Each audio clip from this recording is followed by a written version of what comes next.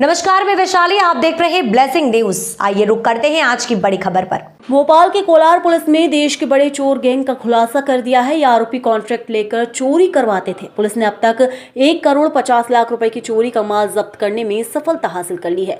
Police commissioner Harinarayan Chari मिश्र ने खुलासा करते हुए बताया कि गिरफ्तार आरोपियों में से एक इंजीनियर और दूसरा MBBS पास है। वहीं मुख्य आरोपियों में यशवंत रघुवंशी, भूपेंद्र साहू और अभिलाष विश्वकर्मा है, जिन्हें पुलिस ने गिरफ्तार किया है।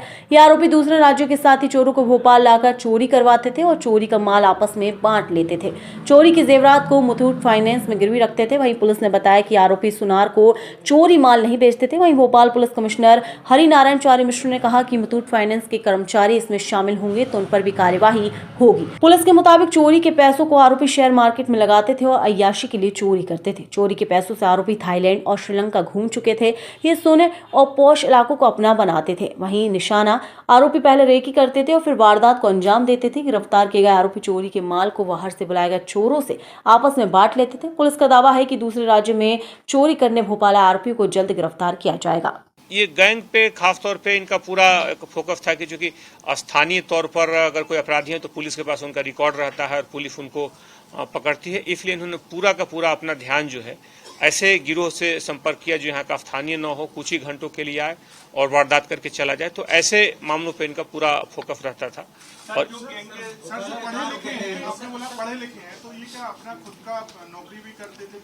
हाँ, पहले एक आरोपी का पहले तेलंगाना में वहाँ काम करने की है। बल्कि इसमें उल्लेखनीय है कि एक जो आरोपी है जिसका नाम सामने आया है वो तेलंगाना से भी जुड़ा हुआ है। तो हो सकता है अब आगे पुलिस तफ्तीश करेगी कि संभव है कि शायद उस दौरान जब वहाँ रहा हो उससे जुड़ा हो, या हो सकता है किसी नौकरी साथ करता हो। लेकिन पुलिस उन बिंदुओं पे भी तफ्तीश कर रही है। वहाँ से नौकरी छोड़ के फिर उसने आकर के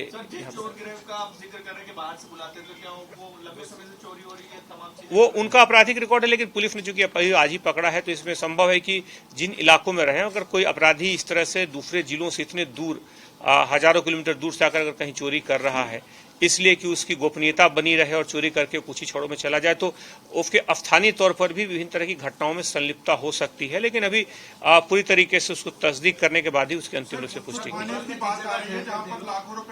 इसमें इन लोगों 40 लाख रुपए से ज्यादा का सोना इन लोगों ने मुथूट फाइनेंस में रखा।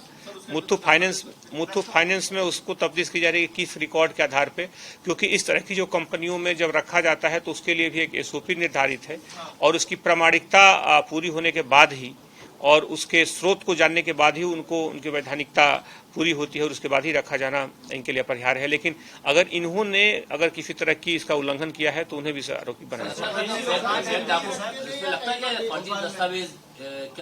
नहीं, मजबूरी नहीं है। व्यक्ति की सोच सकारात्मक या नकारात्मक हो सकती है। सिर्फ ज्ञान का इससे निष्कर्ष यही निकलता है कि सिर्फ ज्ञान होना ही सकारात्मक होने के पर्याप्त नहीं है, उसकी दिशा सकारात्मक होनी चाहिए।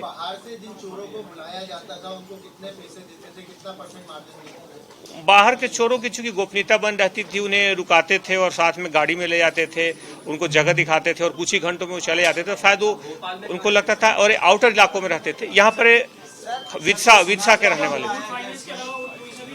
तत्कालिक तौर पर इसमें अभी और कोई जानकारी अभी नहीं आई है। पुलिस से विवेचना में 60 लाख का लेनदेन इन्होंने खातों में किया है। तो वो लोग क्या व्यापारी हैं या किसी पर्सनल व्यक्ति इनके संबंधी है, क्या जांच में आया है? नहीं, तो जो सुने मकानों उनमें चोरी की बात सामने आई है। इसमें कोई 60 लाख का लेनदेन आपने लिखा है, रिकॉर्ड आपको मिला है, उसको लेकर इन्होंने कुछ पैसों का निवेश इसमें ट्रेडिंग के लिए किया था। जो पैसे मिले थे तत्कालिक तौर पर उन्होंने पैसों का ट्रेडिंग के लिए इस्तेमाल किया था, तो इसके कारण कुछ उस तरह के पैसों की भी इसमें बात सामने आई है।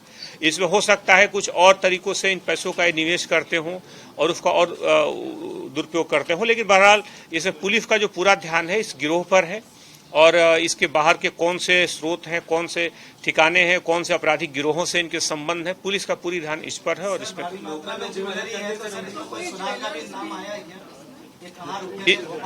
इसमें चूंकि सीधे इन्होंने अभी तक सामग्री मिली है, अधिकांश सामग्री को मुथूट फाइनेंस में रखा है, तो वहां पे हम लोग पुलिस की जांच में को भी दिशा होगी। और बहरहाल हो सकता है और भी सामग्रियां हों और भी चोरियां हों, क्योंकि ये जो व्यक्ति एक जो मुख्य आरोपी है 17 के बाद 17 में इसने कंप्यूटर साइंस किया। कुछ देर जॉब पिछले लगभग 5 सालों से शहर में अलग अलग हिस्सों में रहा है, तो संभव है कि ये पहले भी वारदातें करता रहा, चूंकि पहले कभी पकड़ा नहीं गया इसलिए इनका आपराधिक रिकॉर्ड नहीं है। अब तक के लिए खबर में बस इतना है, फिर होगी आपसे मुलाकात ऐसी एक और बड़ी खबर के साथ। तब तक के लिए नमस्कार। देखते रहिए ब्लेसिंग न्यूज, देश की आवाज। ऐसे ही लेटेस्ट अपडेट्स के लिए हमारे चैनल को सब्सक्राइब करें और तुरंत नोटिफिकेशन पाने के लिए बेल आइकन प्रेस करना ना भूलें। यदि आप हमें फेसबुक के माध्यम से देख रहे हैं तो हमारे पेज को फॉलो जरूर करें। धन्यवाद।